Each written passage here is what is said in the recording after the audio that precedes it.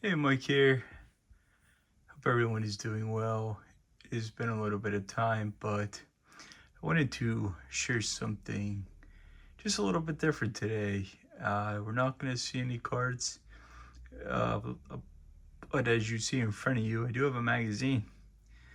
One of my good friends, Terry over at TJ Mac Vintage Cards and Nostalgia, has one of the best channels on YouTube.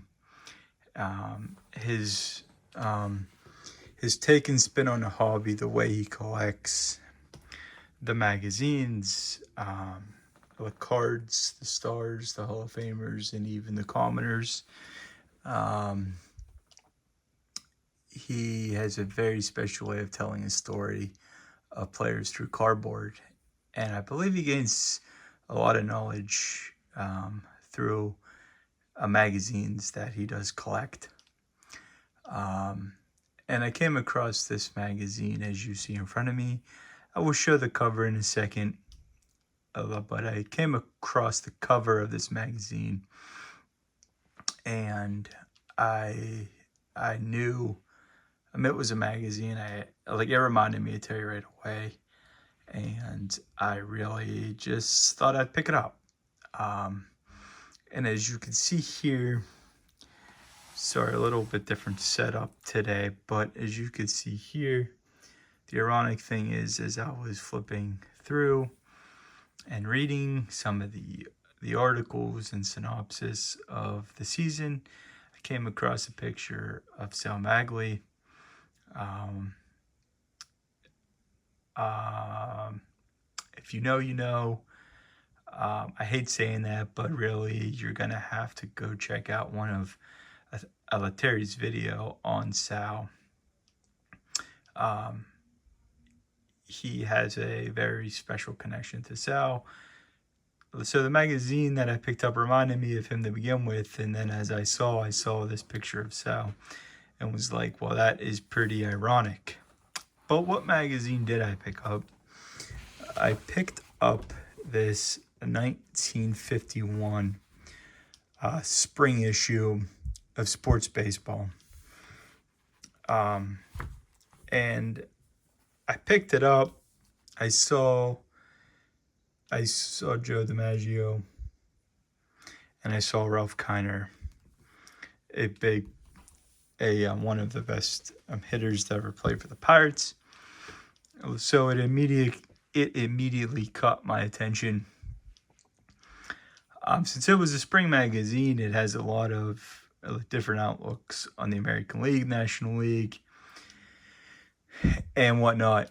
And as I flip through, it has the NL predictions, the AL predictions, and even the box scorer that I'll show you of the 1950 World Series the year before, where the Yankees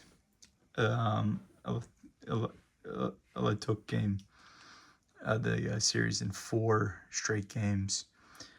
But it's a very cool. It is celebrating the baseball jubilee. As you can see here, at this time, in sports history, baseball history, the National League was celebrating its 75th year, and the American League was celebrating the 50th year as the start of their respective leagues. So it just it is very true. I'm going to flip through. This may be a little longer video. I am going to flip through as I talk. It shows some different things, but it was very fascinating to kind of read. Here's kind of the things on the Jubilee. A picture of Babe Ruth. Picture there. President Taft throwing out the first pitch on opening day in 1912. Just a picture of Jackie Robinson. But it was just, but it's true, and he is right. And Terry, you're right. It did bring you back into time. There's the American League synopsis, The prediction, the Yankees were predicted to finish first.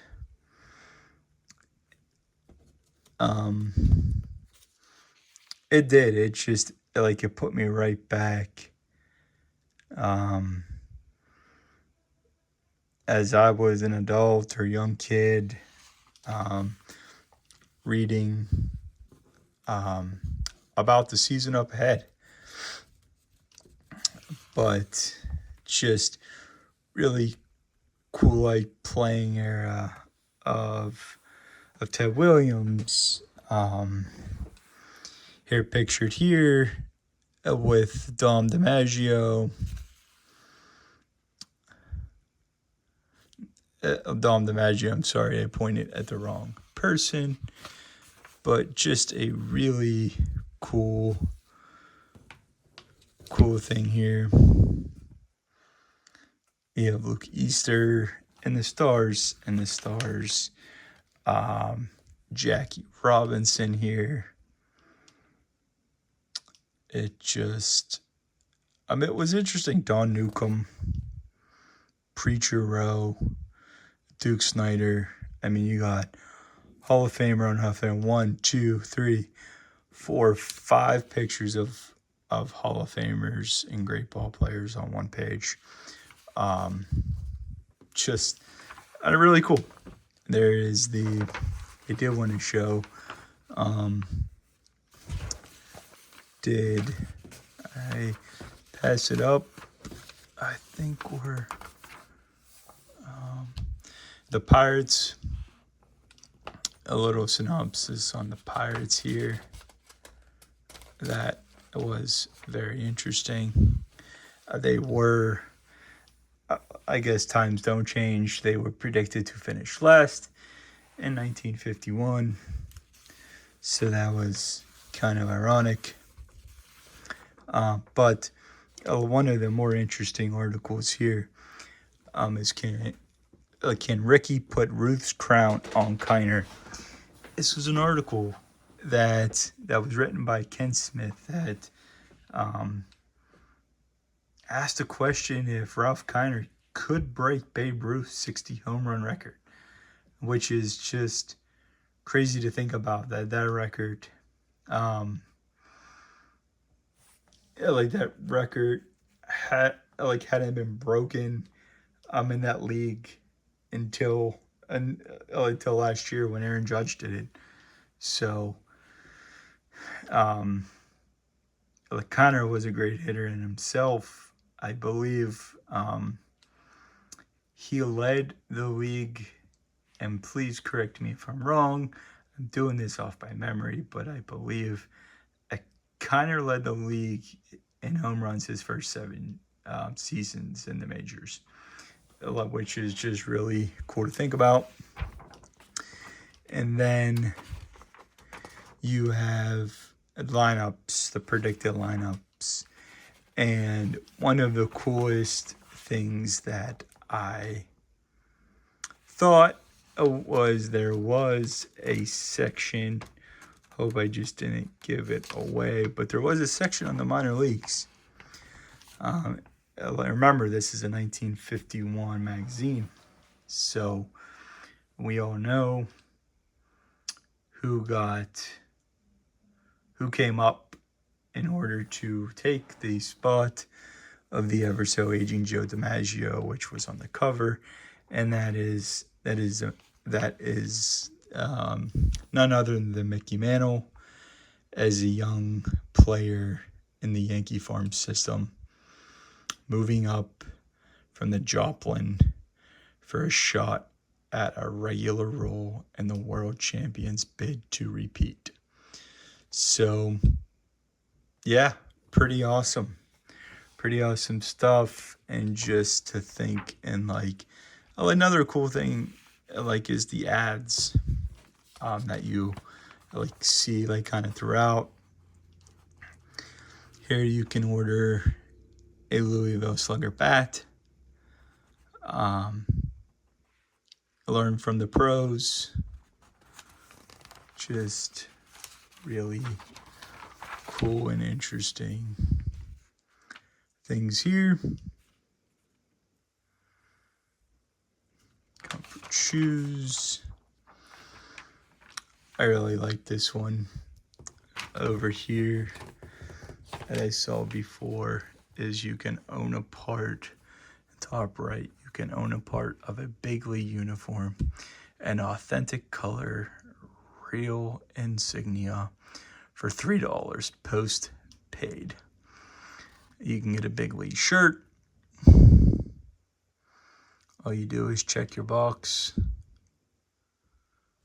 and I don't know, you send it in somehow. To request or safety, I don't know, but I don't know. Just really neat stuff. And yes, it did, Terry. It did bring me closer to the time frame. You do buy the 50 cards, like the pirate sets. I have some, like 50 pirate set. I'm sorry, some cards from the 1950s of the Pirates. The Bowman 50s, like some 51s, and I don't know. You see the guys on paper, on cardboard, and now I was able to read about a few of them in that. And the write-up on the Pittsburgh Pirates for the 51 season. So it was pretty interesting. It brought me a little bit closer to that era and that year in baseball. And perhaps this is maybe something I like to collect every so often. I did find one more that is on the way. It is a football issue that I will be sharing. So yes, if you did like this, you can look forward to me sharing the second vintage magazine that I picked up. But really cool. Terry, thanks for always showing your magazines, your cards, and how they go together. And if you are subscribed to me, I am sure you're subscribed to Terry. But if not, I will make sure I link him. But yeah, that is it. If you would like to know anything else about what's inside, please comment or email. I'd like to share. I wanted to keep it somewhat short. I can show you some cool things that you were able to. Eddie Waitkus, I just opened up. I can't remember who just did an episode on Eddie Waitkus. Man, I forget. But if you're watching and you did your last couple, was it Drew? Drew, is that you, Drew? Clean cheap shots. I don't know. I'm getting my videos and players all mixed up. But anyway, that is it. Enjoy your weekend. And until next time, take care.